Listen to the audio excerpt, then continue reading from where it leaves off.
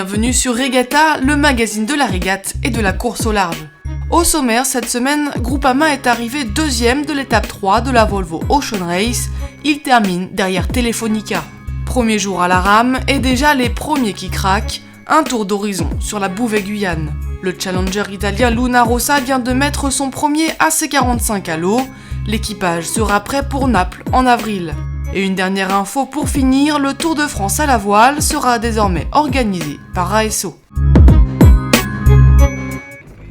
Après 12 jours de mer, les concurrents de la Volvo Ocean Race sont arrivés à Sanya en Chine. Telefonica signe sa 3e victoire d'étape consécutive. En remportant cette 3e étape offshore, les Espagnols empochent 24 points supplémentaires et confortent leur position en tête du classement général avec 95 points. Telefonica devient le premier bateau depuis Steinleger 2 de Peter Blake à remporter les 3 premières étapes de la course. C'était en 1989. Bueno, estamos encantados, estamos muy contentos, ¿no? Hacer 3 etapas, ganar 3 etapas es algo con lo que sueñas antes de empezar cualquier regata, ¿no? Y entonces, bueno, pues hoy están yendo bien las cosas, está yendo todo muy bien y hay que aprovechar. Groupama s'accorde une belle seconde place, il n'a jamais perdu le contact avec Telefonica. Le bateau français a franchi la ligne d'arrivée à 6h45 heure française, 2 heures après le vainqueur. À l'arrivée, Franck Hamas était plutôt satisfait de son équipage. Ouais, c'est une place qu'on aurait aimé signer avant de partir, donc on est content d'être à cette position-là. C'est une étape qui était à la rigueur la moins favorable pour nous. Une étape où le bateau n'est pas favorisé parce que c'était du petit temps, c'était du près, des allures où les bateaux vont pas très vite. Et voilà, c'est pas ce qui nous convient habituellement, mais finalement on a navigué beaucoup au contact des meilleurs et on était vraiment présents et on s'est battu pour toujours être là, jamais se faire décrocher. Bon, c'est vrai que Telefonica a réussi à nous décrocher un peu sur la fin, c'est un bateau qui est extrêmement rapide dans ces conditions-là, mais voilà, on est vraiment, on revient dans le match avec les autres, avec Camper, avec Puma, et c'est une bonne opération. Camper termine à la 3e place. Son skipper Chris Nicholson est déçu alors qu'il approche de la ligne. First and second are gone. Hopefully we row into China with a 3rd. Yeah. So another podium, but got to keep going the other way, higher up. Puma termine à la 4e place. Abu Dhabi doit se contenter pour la 2e fois consécutive de la 5e place. Sanya arrive chez lui 6e et dernier. L'étape suivante ralliera la Chine à la Nouvelle-Zélande, un parcours de 5220 milles nautiques, un tracé qui sera l'un des plus difficiles tactiquement. Parmi les nombreux obstacles, la flotte devra négocier le poteau noir, cette fois-ci en son point le plus large sur la planète. 3 jours après le départ de la Bouvet-Guyane, les plus faibles craquent.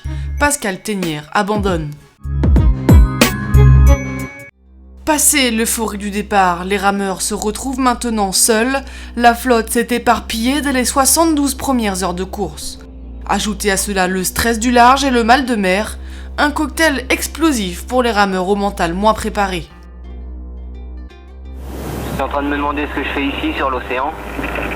C'est dur, malade, j'ai rien pris de chaud depuis le départ.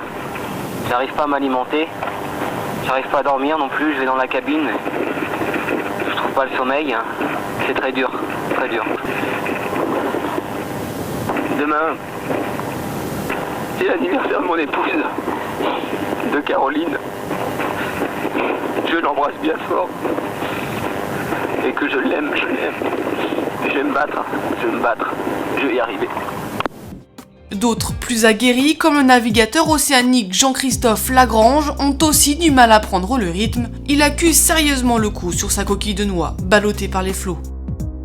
Mais le fait marquant de ce début de course, c'est l'abandon de Pascal Tenière. En tentant de réparer son chargeur de téléphone Iridium en panne depuis le départ, Pascal s'est profondément entaillé la main. Considérant qu'il ne pouvait pas poursuivre sa route jusqu'à Cayenne, il a été pris en charge par l'Étoile Magique avant d'être rapatrié sanitaire sur Dakar. Je suis mis à coup de couteau parce que je voulais réparer ma...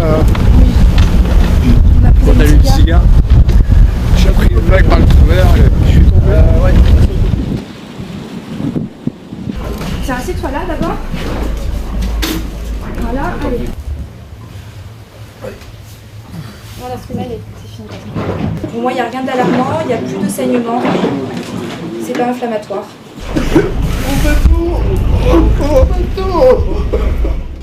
Au classement provisoire, c'est Jean-Jacques Gaultier qui mène la flotte devant Pascal Vaudet et Henri-Georges Gider. L'équipe italienne Luna Rossa a mis à l'eau son AC45 avec lequel elle disputera en avril le premier rendez-vous 2012 des America's Cup World Series. L'équipe italienne de Luna Rossa s'est entraînée depuis plusieurs mois sur d'autres supports avant d'officialiser sa participation à la 34e édition de l'America's Cup.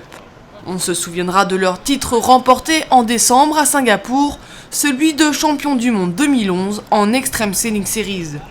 On leur fait donc confiance sur l'appréhension de la navigation en catamaran, leur reste surtout à comprendre comment manier une aile rigide.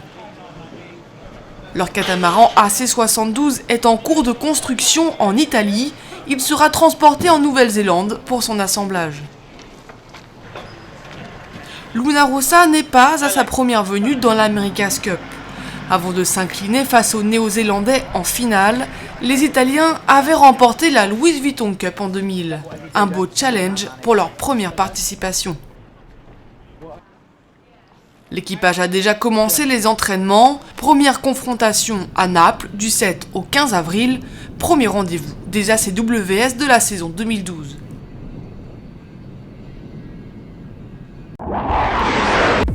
Le Tour de France à la voile sera désormais organisé par ASO, un changement de main bien accueilli.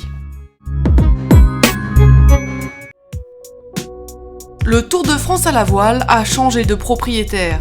Pour un peu moins d'1 million d'euros, les éditions La Rivière ont vendu le Tour de France à la voile à la société Amaury-Sport Organisation.